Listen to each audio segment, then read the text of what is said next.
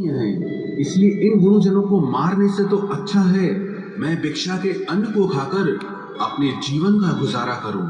और जिन कौरवों से मैं युद्ध करने जा रहा हूं वो सब धृतराष्ट्र के पुत्र मेरे भाई ही हैं, मेरे अपने ही हैं। इन सबको मारने से अच्छा है कि मैं सन्यासी बन जाऊं। तो श्री कृष्ण ने अर्जुन से कहा कि यहाँ कौन अपना है और कौन पराया है।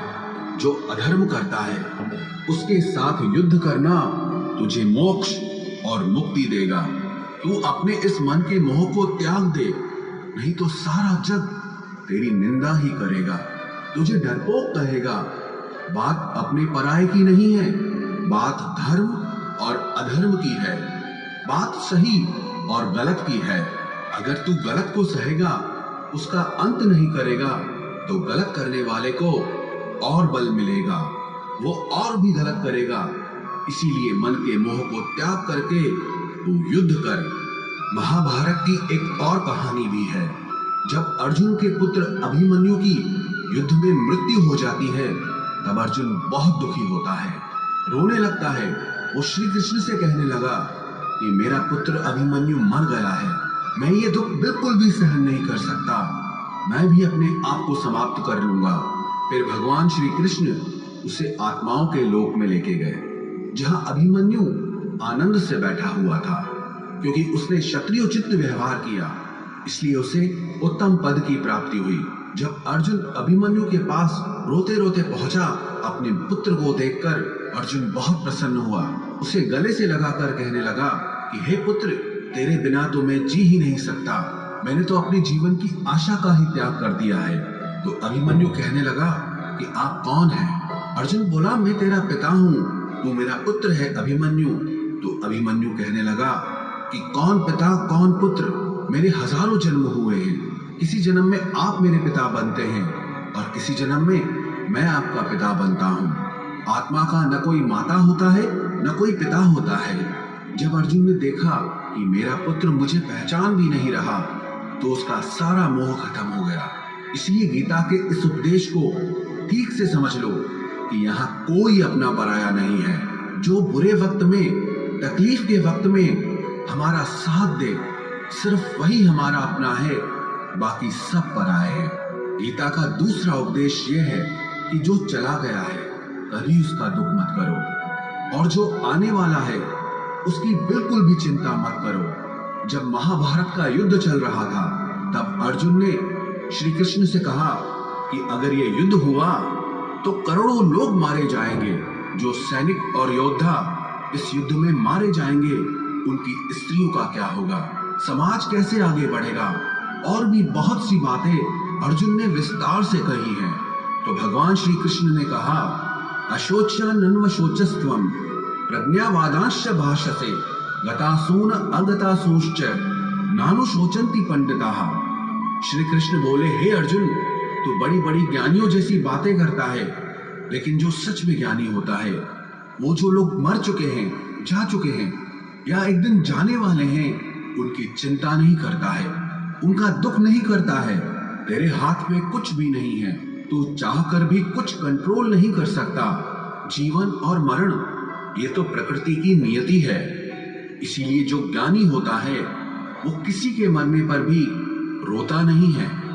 ज्ञानी जन ना ही बीते हुए कल का शोक करते हैं और ना ही आने वाले कल की चिंता करते हैं। इसीलिए जो होने वाला है वो होकर ही रहता है, और जो नहीं होने वाला है वो कभी नहीं होगा। ऐसा निश्चय जिसको समझ में आ जाता है, जिसकी बुद्धि में आ जाता है, उसे कभी कोई चिंता नहीं सताती, कोई दुख नहीं सताता। हमारे सारे दुखों का कारण ही यही है।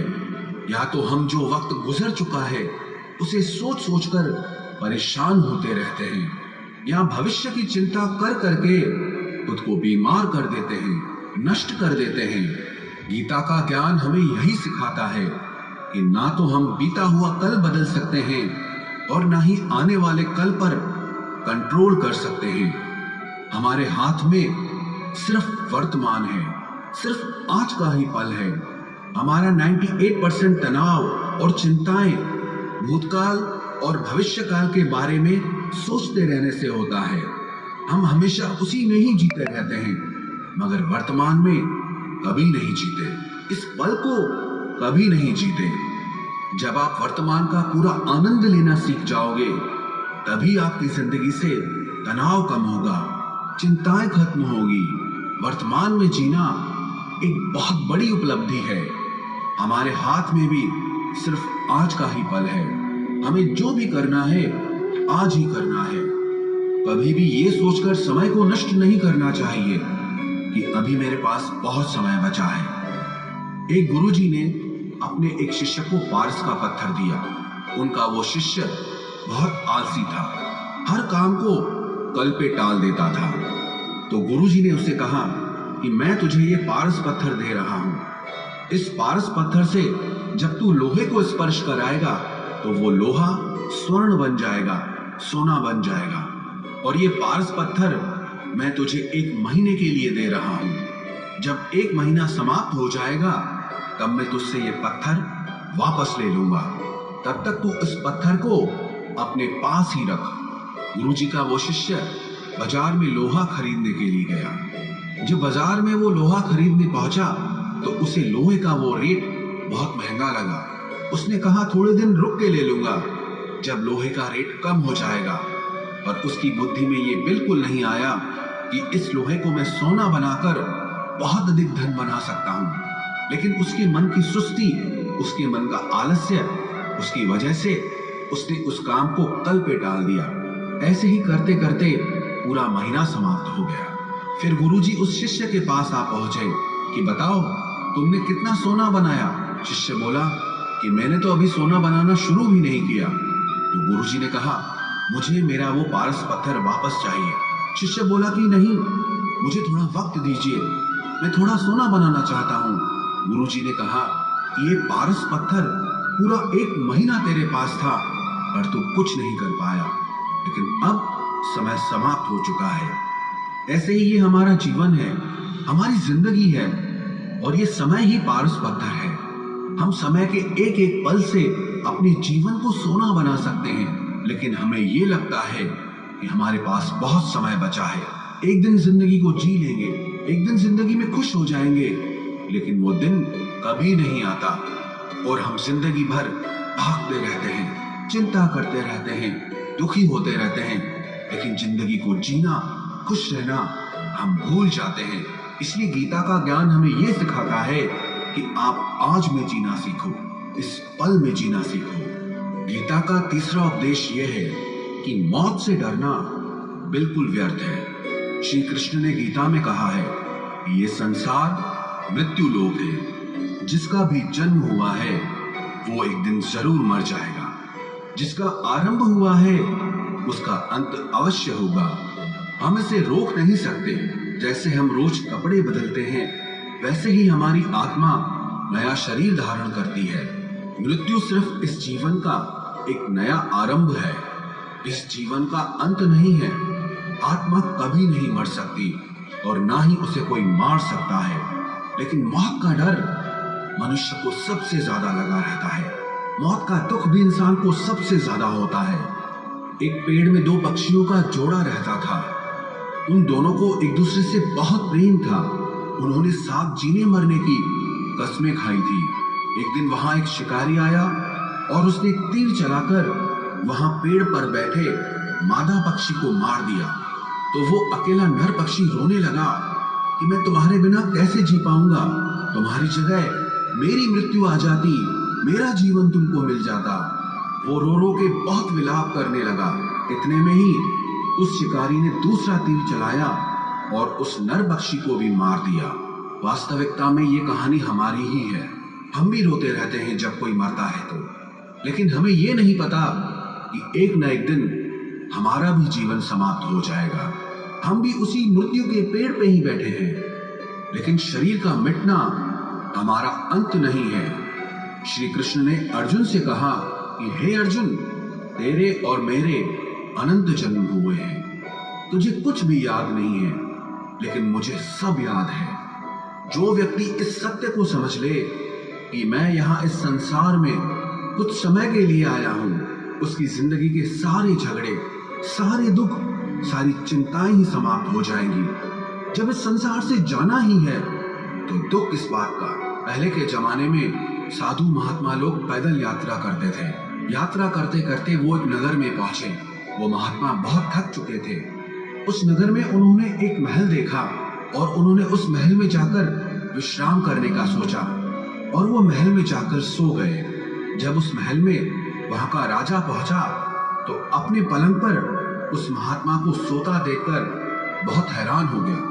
राजा उस महात्मा से पूछने लगा कि तुम मेरे महल में कैसे घुस आए और मेरे बिस्तर पर सो रहे हो। महात्मा कहने लगा, ये तुम्हारा महल है, मुझे तो लगा ये धर्मशाला है। तो राजा ने कहा, आपको मेरा महल धर्मशाला कैसे लगा।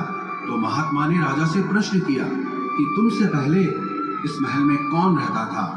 तो वो राजा बोला कि मुझसे पहले मेरे पिता यहाँ पर रहते थे और उससे पहले मेरे दादाजी यहाँ पर रहते थे। तो महात्मा ने फिर प्रश्न किया कि क्या तुम इस महल में हमेशा रहोगे या तुम्हारे बाद कोई और रहेगा। तो राजा कहने लगा कि मेरे बाद मेरा पुत्र इस महल में रहेगा। तो महात्मा राजा से कहने लगे कि जिस जगह पर रहने वाले बार बार बदल जाते हो उसे घर कैसे कह सकते हो, वो तो धर्मशाला ही है। इसीलिए तेरे महल को धर्मशाला समझकर मैं इसमें रात बिताने के लिए आ गया।